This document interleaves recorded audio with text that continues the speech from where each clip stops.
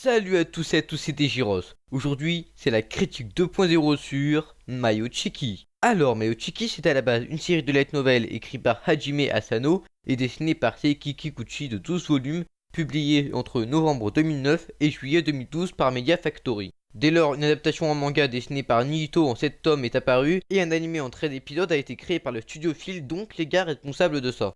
Mais de quoi ça parle, Mayochiki? Eh ben allons-y. Donc ça raconte l'histoire de Sakamachi Kinjiro qui est atteint de, je cite, gynophobie, qui se fait utiliser par sa petite sœur comme un punching ball. Mais par un concours de circonstances, il découvre que Konoe Subaru, le majordome de Suzutsuki Kanade, est en fait une fille. Suite à cela, Konoe et Jiro vont conclure un marché. Tu gardes le secret et je t'aide à te débarrasser de ta gynophobie. Voilà. Qu'est-ce que j'ai pensé de l'animé? Je l'ai pas du tout aimé. Et là je me demande pourquoi je parle de tout ça alors qu'on pourrait très bien parler d'une très bonne œuvre comme je sais pas moi. Commençons par les points positifs. Déjà l'anime est plutôt joli, même si parfois ça pique un peu, mais ça reste agréable. Ensuite, l'opening est génialissime. Écoutez-le, juste une fois. Et après je suis sûr que vous l'aimeriez. À vie. Pour toujours. Pour l'humour, c'est plutôt drôle et c'est agréable à voir. C'est de l'humour absurde et c'est mon genre, donc c'est bien. Et c'est tout. Je sais, mais sérieusement, j'ai trouvé que ça. Et ça veut dire que le reste de la vidéo, c'est que du négatif. Alors déjà, les points négatifs, c'est très cliché, que ce soit les scènes que certains personnages. Et ça a pour conséquence de rendre beaucoup de moments et de personnages prévisibles, avec quelques incohérences. Le ecchi, bon, il est pas spécialement présent, mais disons que niveau subtilité, on a vu mieux quoi. On va passer à l'un des plus gros défauts, le manque d'originalité. Pour deux raisons. Déjà, la série manque cruellement d'identité, il n'y a pas ce petit truc qui rend une œuvre unique. Deuxième raison, le retour du plagiat. Déjà, au niveau des personnages, genre ça, et ça, et encore ça. Et si vous êtes toujours pas convaincu,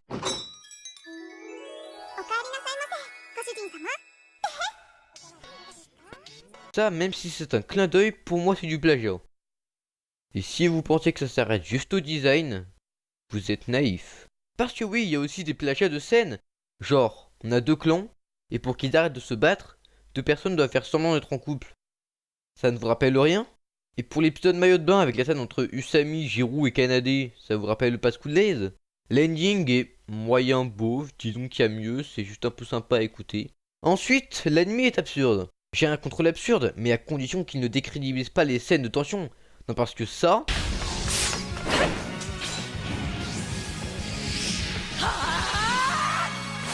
c'est pas possible. Et encore, tension, à la limite, la seule tension palpable, c'est à l'épisode 8, mais c'est tout. Pour les personnages, on a Jiro qui est un cliché total. À la limite, il peut être attachant dans les premiers épisodes, mais bon. Ce qui est mauvais chez lui, c'est qu'il n'évolue pas. Et le principe même de l'anime qui est le marché entre les personnages est laissé en suspens. Pourquoi? C'est comme si dans Mirai Nikki, t'avais 10 épisodes qui n'ont rien à voir avec la trame principale. Et où tu voyais un quotidien banal. Long. Chiant. Et en plus, Jiro a l'épaisseur d'une feuille de papier. Et surtout, ce personnage, oh mon dieu!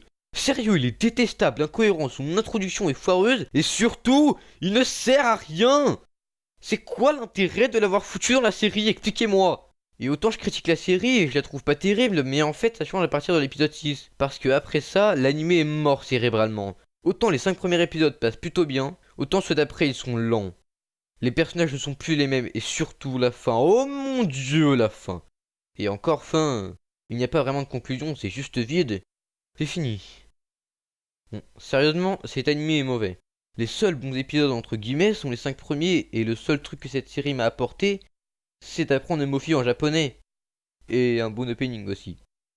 En fait, cet animé, c'est une sorte de trouver Charlie, mais tu remplaces Charlie par la qualité, et le reste par les défauts. Pour vous dire, je n'ai même pas effleuré la surface tellement c'est un mauvais manga. Je vous invite d'ailleurs à chercher par vous-même les autres trucs qui vont pas. Quand j'ai vu l'épisode 6 et tous les épisodes qui suivaient, dès que j'entendais les premières notes de l'ending, je me barrais pour vite terminer cet animé. Et le seul moment de satisfaction que je ressentais, c'était quand l'opening se lançait. Et quand on arrive à un point où on regarde l'animé juste pour l'opening, c'est bien qu'il n'a pas grand intérêt.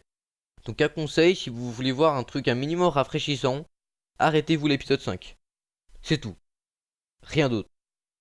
Voilà, c'était tout pour aujourd'hui. Ma prochaine critique 2.0 sera, j'espère, sur un bien meilleur animé. Tu peux t'abonner, liker, partager ma vidéo, pas l'animé. Sur ce, salut à tous, c'était Giros.